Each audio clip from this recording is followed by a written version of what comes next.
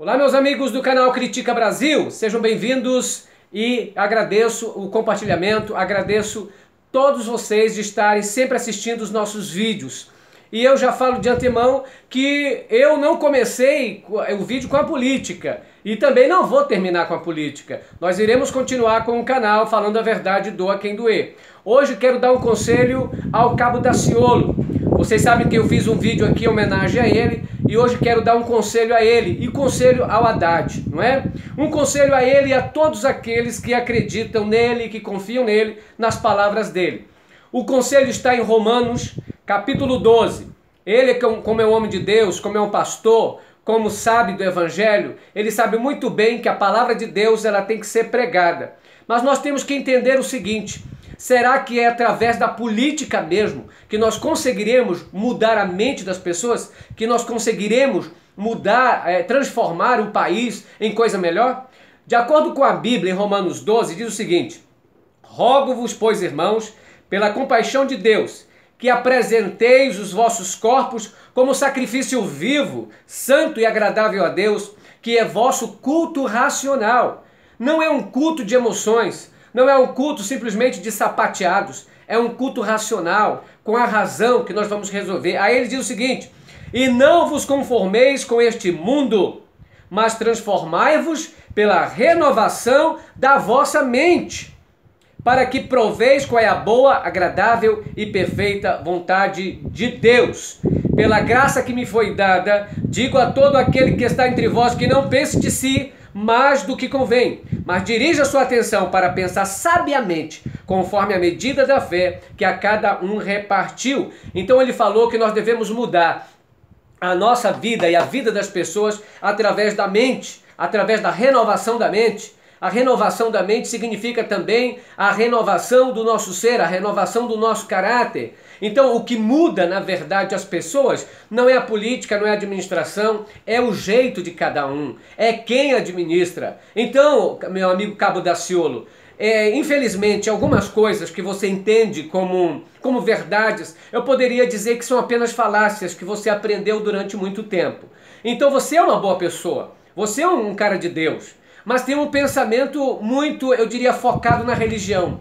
E esquece que o mundo não é só religião. O mundo é administração, o mundo tem pessoas egoístas, o mundo tem gente que é crente, mas que não faz absolutamente nada, e você sabe disso. Então não é através da política que nós vamos conseguir que a mentalidade das pessoas mude, que as pessoas sejam boas. Não é através disso. A própria Bíblia diz: transformai o mundo através da vossa mente, do vosso caráter, do vosso pensamento. Então é a educação que transforma. As pessoas transformadas, educadas, são muito melhores do que aquelas religiosamente mal informadas. Por exemplo, nós temos países no mundo que são religiosos e nem por isso são países de primeiro mundo, e nem por isso são países de sucesso. Então nós devemos saber separar, o joio do trigo, saber separar o que é de César e o que é de Deus, porque um dia os discípulos questionaram a Jesus se ele deveria pagar impostos, e a resposta de Jesus foi: dai de César o que é de César e de Deus o que é de Deus. As coisas da igreja, as coisas de Deus, as coisas espirituais são coisas particulares. Cada um decide como fazer, cada um decide a sua oração. A Bíblia diz: e vocês, quando orares, não sejam como os hipócritas, que oram em público, que oram nas esquinas e para querer serem vistos pelos homens. Infelizmente, meu amigo Daciolo, você está usando exatamente do mesmo jeito que os fariseus usavam, que era bater no peito, que era orar em público, que era dizer: olha, isto aqui é santidade.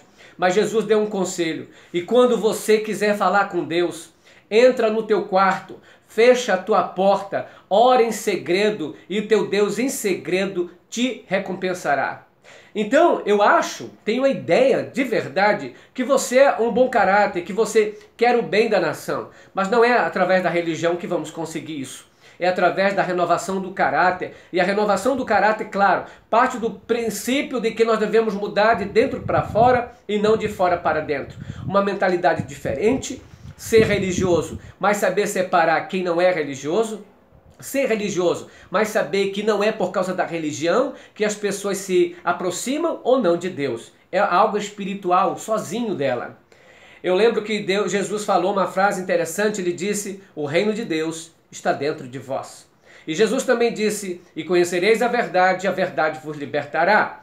Então aqui é um conselho a você. Quer mudar alguma coisa? Saia da política, vá para a tua igreja, passe mais tempo com os membros, pregue do evangelho mais, vá de porta em porta pregando o evangelho, leve a Bíblia para essas pessoas. Aí sim você vai ter uma mudança. As igrejas mudam. Já vi pessoas que eram bandidas se transformarem num bom cristão. Pessoas que estavam no mundo das drogas aceitar Jesus e mudar completamente seu estilo de vida. Pessoas que eram violentas com as mulheres, com sua esposa, e deixaram isso pela palavra de Deus. Então é a transformação espiritual. Não é a transformação, simplesmente a transformação moral ou política.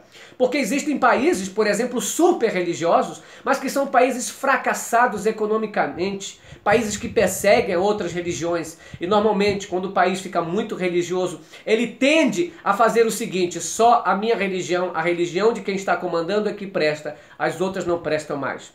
Não precisamos desse tipo de informação, nós precisamos de Deus realmente. Mas Deus está na casa de cada um. A Bíblia diz: aonde está 2 ou 3 reunidos, ali eu estarei. Não é a nação louvando, não precisamos disso. Deus já deixou bem claro no Monte Sinai que não faria mais esse tipo de governo, não faria mais esse tipo de concerto com o povo de Israel. O povo de Israel tinha o Deus vivo como seu Deus, mas deixou de segui-lo e Deus colocou reis para comandar. Inclusive, dentre esses reis estavam o rei Saul, Davi e Salomão.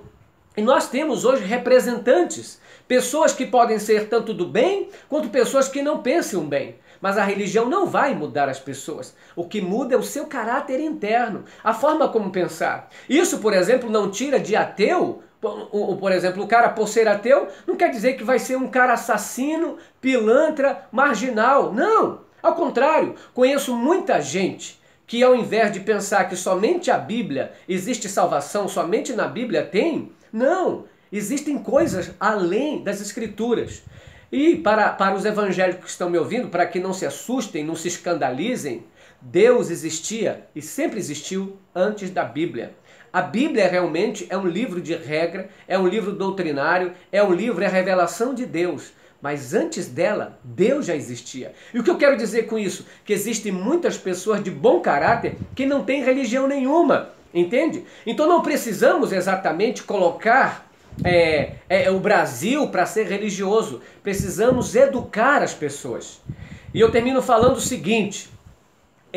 quero falar, uma vez, todo mundo sabe que eu sou adventista, adventista do sétimo dia. E um dia eu fui palestrar, pregar na igreja batista tradicional. E foi lá em Humaitá, uma cidade bem próxima a Porto Velho, uma cidadezinha do Amazonas.